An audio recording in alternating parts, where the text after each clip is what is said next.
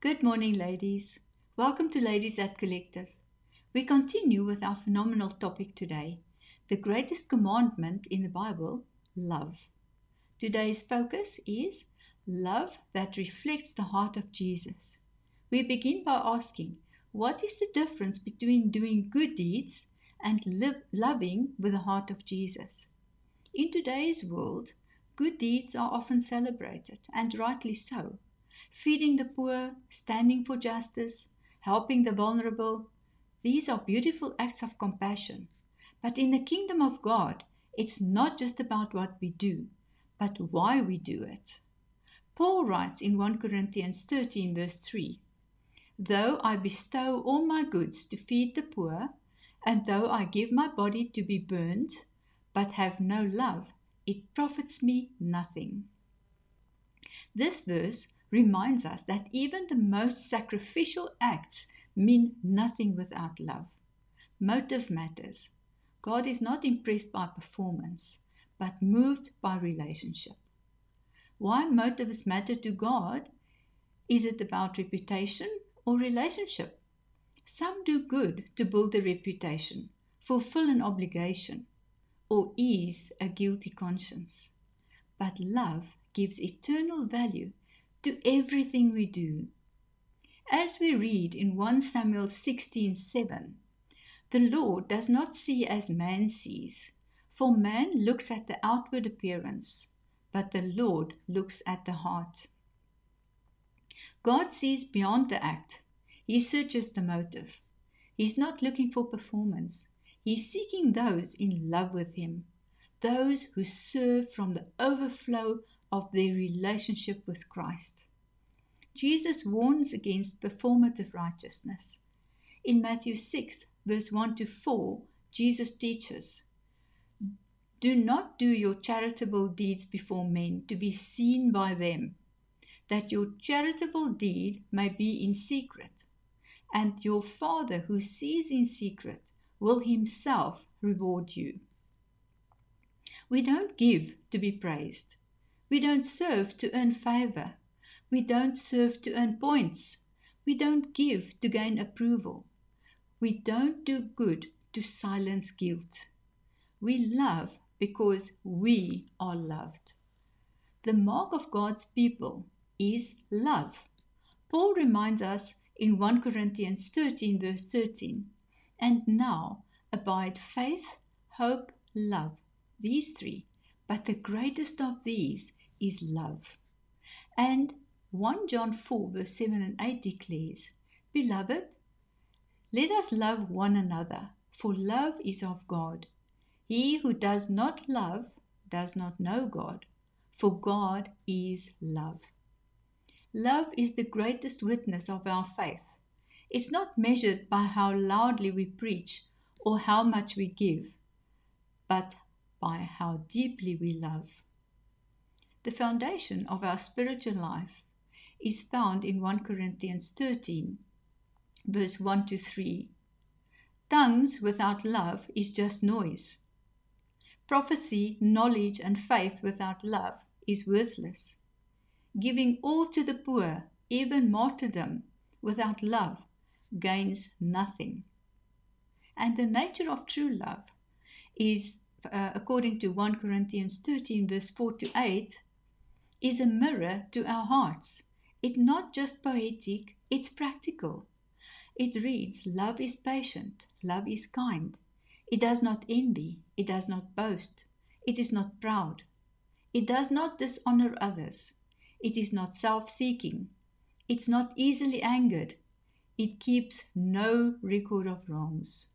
Love does not delight in evil, but rejoices with the truth.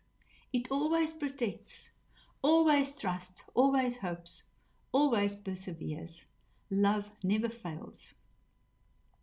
You see, patience is love over time. It endures offenses without giving up. Kindness is love in action.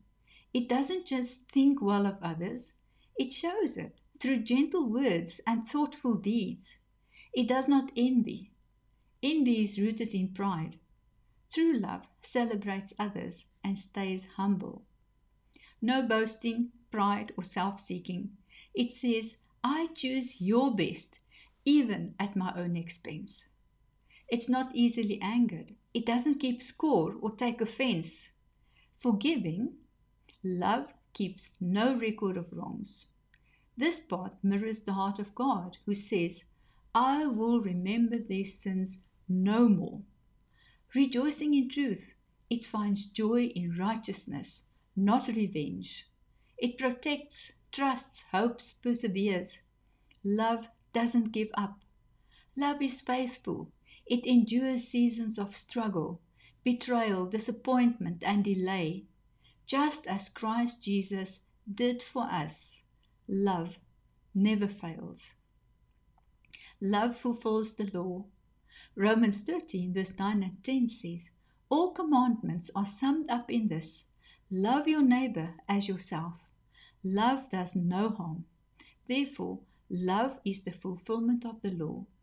We don't live by law, we live by love. And love guards us from sin better than any rule book. Love is eternal and marks our maturity. Paul says in 1 Corinthians 13:11, when I became a man, I put away childish things. Maturity is not knowledge, it's love. True disciples are known by their love. Love comes by daily surrender. Galatians 5:22 reminds us, the fruit of the Spirit is love. Loving like Jesus isn't natural, it's supernatural. It's a spirit working through us.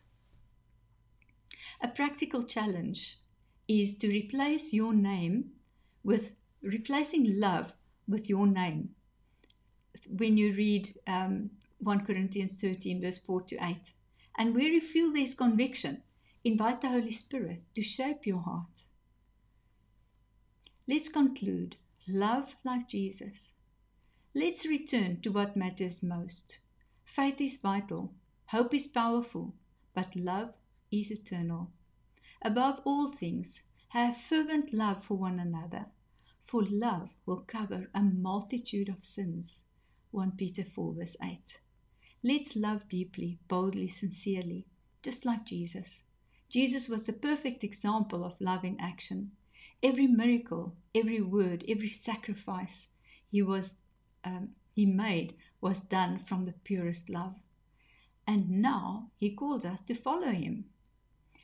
By this, all will know that you are my disciples, if you have love for one another. That is in John 13:35. So the question isn't just, am I doing good things?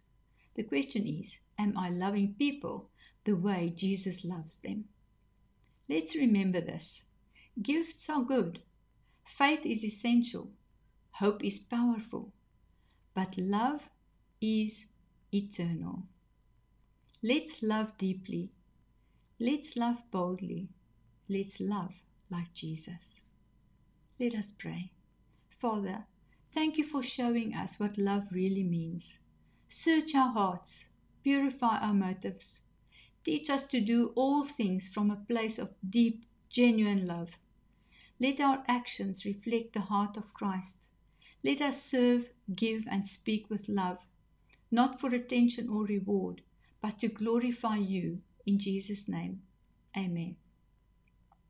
Ladies, if you haven't joined our Zoom meeting before, send a WhatsApp to the number in the description to receive the link. I'm looking forward to see you all in the Zoom meeting. Blessings.